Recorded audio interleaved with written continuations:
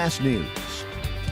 The two people charged with hitting and killing a pedestrian in Chicopee earlier this year will be arraigned in district court this week. Thanks for joining us for Western Mass News on this Monday. I'm Chris Pisano.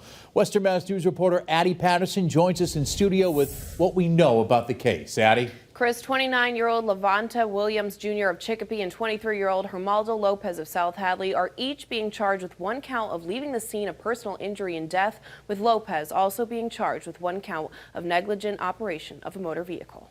The last time that I see her was that Friday, and then that happened on Sunday. The two people charged in connection to the collision that killed 34-year-old pedestrian Vanessa Perez on Abbey Memorial Drive in Chicopee will be arraigned in Chicopee District Court this week.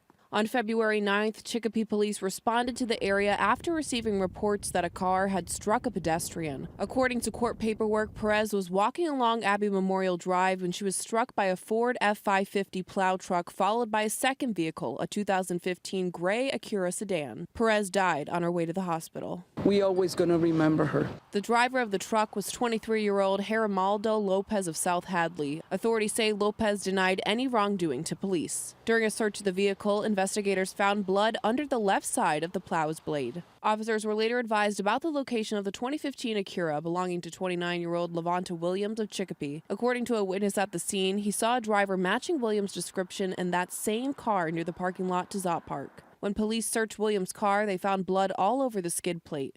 Court paperwork states that Williams had also called 911 on that day, clearly identifying a dead body in the road. Williams will be arraigned tomorrow in District Court, April 8th, and Lopez will be arraigned on Wednesday, April 9th. Reporting in studio, Addie Patterson, Western Mass News.